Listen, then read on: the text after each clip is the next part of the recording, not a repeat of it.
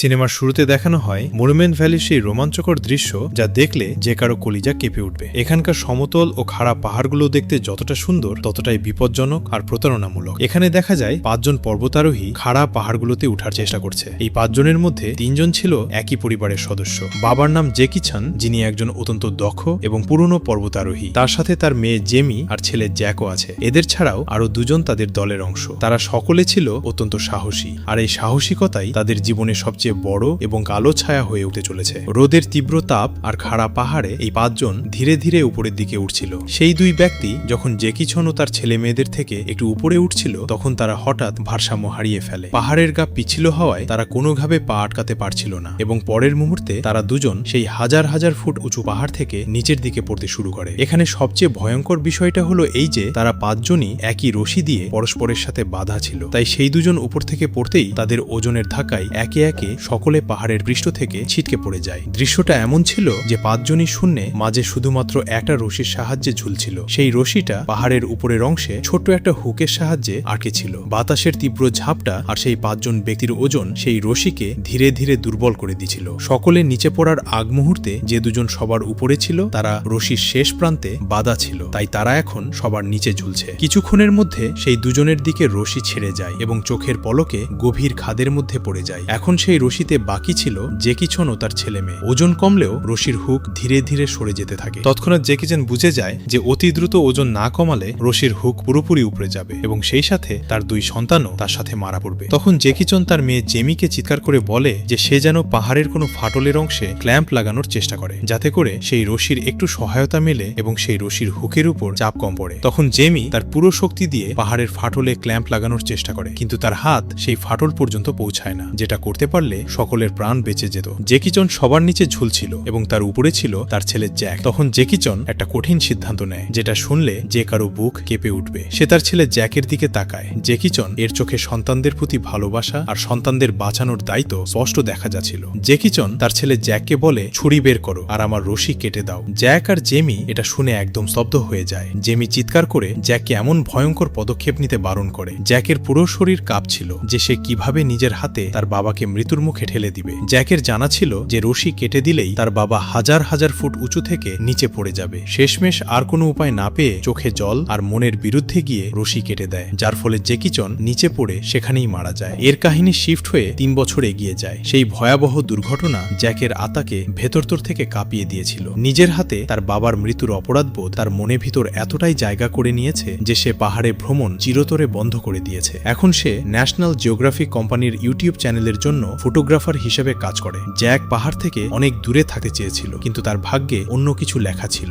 এরপর জ্যাক যখন একটা তথ্যচিত্রের শুটিং করছিল, তখন জানতে পারে যে একটা বড় দল কেটু পাহাড়ে চড়ার প্রস্তুতি নিচ্ছে। কেটু পাহাড় হচ্ছে পৃথিবীর সর্বোচ্চ 2য়তম পাহাড় এবং এটাকে প্রাণঘাতী চূড়া বলা হয়। জ্যাক জানতে পারে যে এই দলে তার নিজের বোন জেমিও আছে। জেমি এখন একজন বিখ্যাত পর্বতারোহী হয়েছে এবং সারা বিশ্বে তার অনেক সুনাম ছড়িয়ে গেছে। আসলে সে তার বাবার অসম্পূর্ণ স্বপ্ন পূরণ করার পথে চলছিল। এরপর জ্যাক তার বোন জেমির সঙ্গে দেখা করতে বেস ক্যাম্পে পৌঁছায়। এত বছর পর 2 ভাই বোন মুখোমুখি হয়, কিন্তু তাদের মধ্যে কোনো খুশি বা জড়িয়ে ধরার দৃশ্য নেই, বরং তাদের মধ্যে অদ্ভুত এক নীরবতা আর পুরনো জমে থাকা রাগ দেখা যায়। আসলে জেমি আজও তার বাবার মৃত্যুর জন্য জ্যাকিকে দায়ী মনে করে। তখন জ্যাক জানতে পারে যে 5 জনের একটা টিম তৈরি হয়েছে পাহাড়ের চূড়ায় ওঠার জন্য, যেখানে তার বোন জেমিও আছে, আর মঙ্গলবারের মধ্যে সেই পাহাড়ের চূড়ায় পৌঁছানোর পরিকল্পনাই করেছে। এই পুরো মিশনের পুরো অর্থ ডোনেট করেছে এলিয়েট ওয়ার্ন, যে সাম্প্রতিক সময়ে একটা এয়ারলাইন কোম্পানি কিনেছে। এলিয়েট ওয়ার্নের পরিকল্পনা ছিল যে তারা যখন সেই কেটু পাহাড়ের চূড়ায় দাঁড়াবে, ঠিক সেই সময় তার এয়ারলাইন কোম্পানির প্রথম ফ্লাইট সেই পাহাড়ের উপর দিয়ে যাবে এবং পৃথিবী তার ক্ষমতার পরিচয় পাবে। মিশন শুরু হওয়ার আগের রাতে এলিয়েট একটা জমজমাট পার্টির আয়োজন করে। সেখানে সকলে অনেক খুশি ছিল, কিন্তু তখনই সেখানে রহস্যময় আর গম্ভীর একজন মানুষ আসে, যার নাম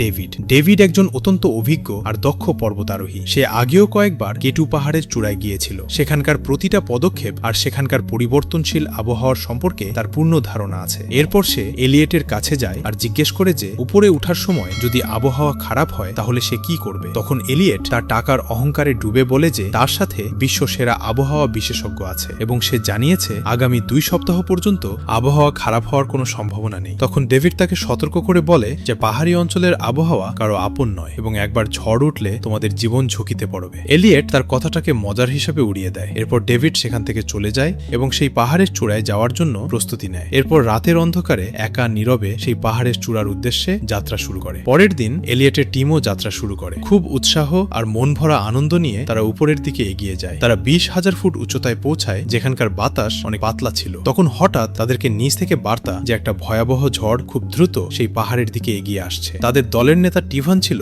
অনেক অভিজ্ঞ। সে তৎক্ষণাৎ সকলকে বলে যে এটা একটা অত্যন্ত বিপজ্জনক সংকেত, তাই আমাদের এখনই ফিরে যাওয়া উচিত। কিন্তু এলিয়েট কোনো মতে ফিরে যেতে রাজি হয় না। তার শুধু একটাই চিন্তা যে এয়ারলাইনের ফ্লাইট আর তার প্রচারণা। এলিয়েট বলে যে তারা তাদের গন্তব্য থেকে মাত্র 2 ঘন্টার দূরত্বে আছে এবং আমরা সকলে একটু সার্ভাইভ করলে আমাদের গন্তব্যে পৌঁছে যাব। কিন্তু টিভান ও জেমি জানতো যে এটা মৃত্যুর ডাক। তারা এলিয়েটের টাকার গরম আর তার জেদের কাছে শেষমেশ হার মেনে যায়। এরপর তারা তাদের নিজেদের জীবন ঝুঁকিতে ফেলে এগিয়ে যেতে থাকে। বেস ক্যাম্পে বসে থাকা জ্যাকি যখন দেখে যে সতর্কবার্তা পাঠানোর পরও তারা ফিরে আসছে না, তখন সে অনেক চিন্তিত হয়ে পড়ে। আর তার বাবাকে হারানোর দুঃখ মনে পড়ে সে পুনরায় রেডিও সিগন্যালের মাধ্যমে টাভিনের সাথে যোগাযোগ করে এবং তাকে জানায় যে দক্ষিণ দিক থেকে ভয়াবহ একটা ঝড় তাদের পাহাড়ের দিকে আসতেছে, তাই তারা যদি এখন ফিরে না আসে তাহলে তাদের মৃত্যু নিশ্চিত। কিন্তু এলিয়েট এবারও তার মায়াবী কথাবার্তায় টাভিনকে রাজি করিয়ে ফেলে। তখন জ্যাকি তার দূরবীন দিয়ে তার বোন জেমিকে অসহায়ভাবে দেখতে থাকে যে সে কিভাবে মৃত্যুর পাতাতা ফাঁদের দিকে পা বাড়াচ্ছে। জ্যাকি আগেই তার বাবাকে হারিয়েছে, তাই এখন কোনোভাবে তার বোনকে হারাতে চায় না। কিছুক্ষণের মধ্যে পাহাড়ে প্রকৃতির আসল তাণ্ডব শুরু হয়ে যায়। হঠাৎ একটা ভয়াবহ তুষার ঝড় শুরু হয়ে যায়। বরফের মোটা আস্তরণ আর হাড় গলিয়ে দেওয়া শীতল আবহাওয়ার মাঝে তারা 5 জন অনেক কষ্টে তাদের লক্ষ্যে এগিয়ে যাচ্ছিল। তখনই হঠাৎ জেমির পায়ের নিচ থেকে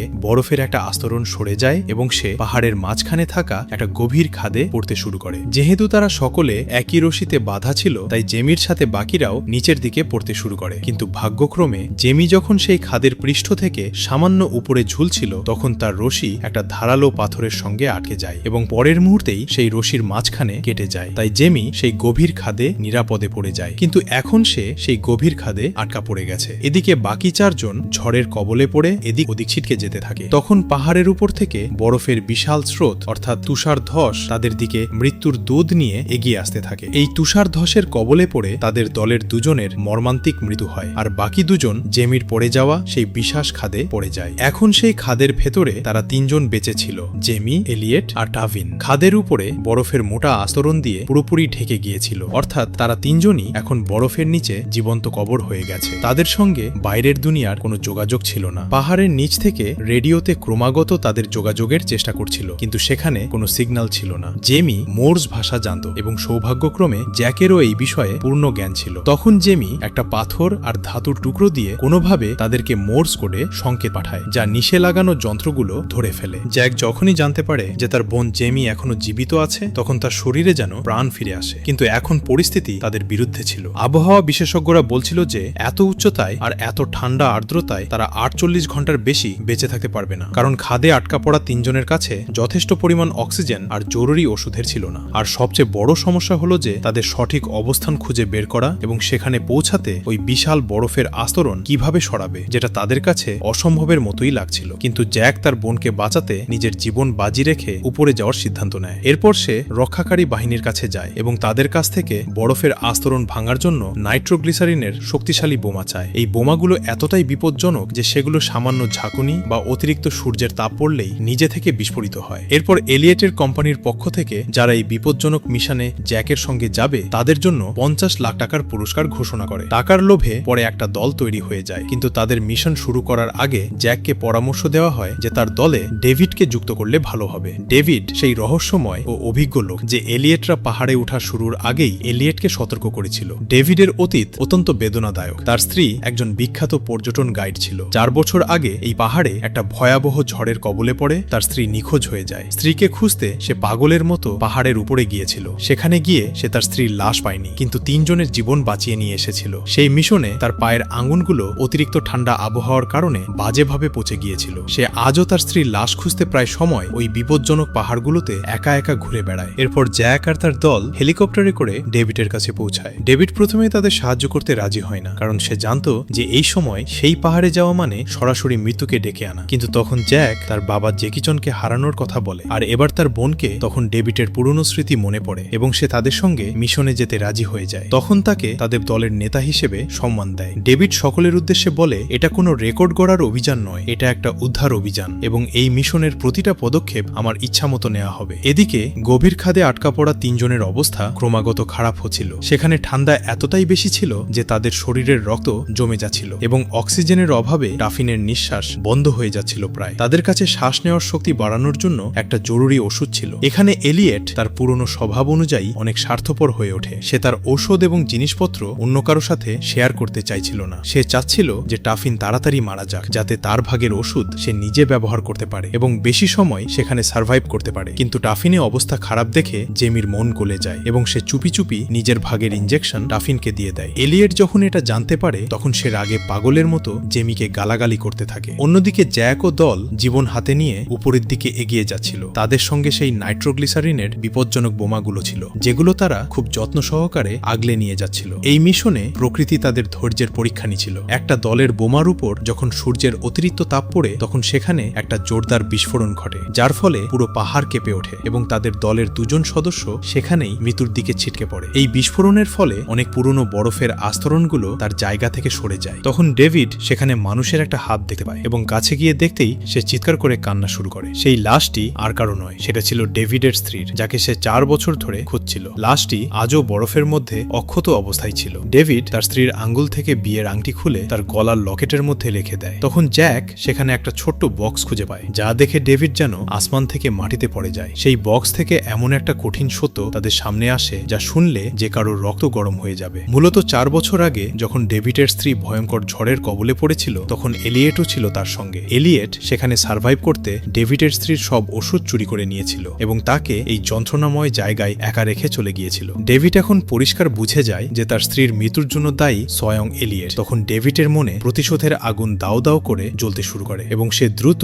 সেই গভীর খাদের দিকে এগিয়ে যায় যেখানে এলিয়েট ও জেমি আটকা ছিল। এরপর রাত নেমে আসে এবং জেমির অবস্থা আরও খারাপ হতে শুরু করে। সে রেডিওতে জ্যাকের সঙ্গে যোগাযোগ করে এবং দুর্বল গলায় বলে যে সে যেন ফিরে যায়, নয়তো তাদের মধ্যে কেউ সকালে সূর্য দেখতে পারবে না, আর সে যেন তার জন্য নিজের জীবন ঝুঁকিতে না ফেলে। তখন জ্যাক তাকে সাহস দেয়, কিন্তু তার চোখের জল থামছিল না। তো সেই রাতে এলিয়েট স্বার্থপরতার মতো একটা কাজ করে। জেমি যখন অচেতন অবস্থায় ঘুমিয়েছিল তখন এলিয়েট চুপি চুপি টাভিনের কাছে যায় এবং তাকে একটা ফাঁকা ইনজেকশন শরীরে পুশ করে দেয়। বাতাসের বুদবুদ টাভিনের রগে ঢুকতেই তার হার্টবিট বন্ধ হয়ে যায় এবং তৎক্ষণাৎ সে মারা যায়। জেমির যখন জ্ঞান ফিরে আসে তখন সে টাফিনের শরীর ঠান্ডা অবস্থা পায় এবং তার পাশে পড়ে থাকা ফাঁকা ইনজেকশন দেখে। এটা দেখে সে বুঝে যায় যে এলিয়েট তার ওষুধ বাঁচাতে নিজ হাতে টাভিনকে খুন করেছে। তখনই সেই খাদের উপর থেকে বরফ পড়তে শুরু করে। আলো সামান্য কিছুটা কিরণ সেখানে পৌঁছায়। জ্যাক ও ডেভিড ঠিক সেই জায়গায় পৌঁছে গিয়েছিল। তখন তারা খুব সাবধানতার সাথে নাইট্রোগ্লিসারিনের বোমাটি সেখানে সেট করে এবং একটা বিশাল বিস্ফোরণ ঘটায়, যাতে সেখানে থাকা বরফের আস্তরণগুলো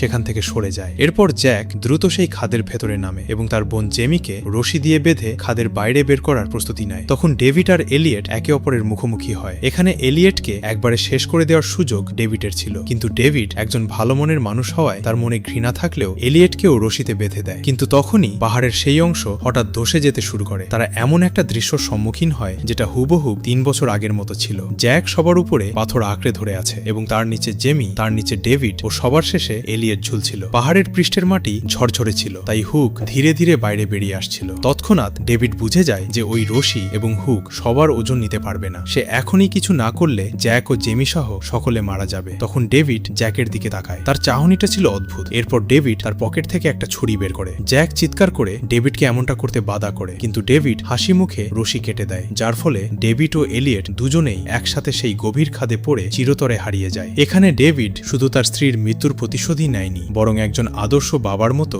জ্যাক ও জেমিকে নতুন জীবনও দিয়ে যায়। অবশেষে সূর্যের প্রথম কিরণের সাথে জ্যাক ও জেমি নিরাপদে বেস ক্যাম্পে ফিরে আসে। জেমির চোখে এখন জ্যাকের জন্য কোনো ঘৃণা নেই, বরং অফুরন্ত ভালোবাসা আর মমতা। জেমি তার ভাইকে জড়িয়ে ধরে এবং তাকে তার পুরনো ভুলের জন্য মাফ করে দেয়। জেমি বলে, জ্যাক, আজ যদি বাবা এখানে থাকতো তাহলে তোমার সাহসিকতা নিয়ে তিনি অনেক গর্ব করত। এরপর জ্যাক সেখানে সেই সব মানুষের নামে একটা পাথরের স্তম্ভ তৈরি করে যারা এই বিপজ্জনক মিশনে জীবন বাজি রেখেছিল। এই দৃশ্যের মধ্য দিয়ে অসাধারণ কাহিনীর সমাপ্তি হয়। তো বন্ধুরা, গল্প কেমন লেগেছে অবশ্যই কমেন্ট করে জানাও, আর আমার চ্যানেলে নতুন হলে অবশ্যই সাবস্ক্রাইব করে রাখো। দেখা হচ্ছে নতুন কোনো ভিডিওতে। সম্পূর্ণ ভিডিওটি দেখার জন্য ধন্যবাদ।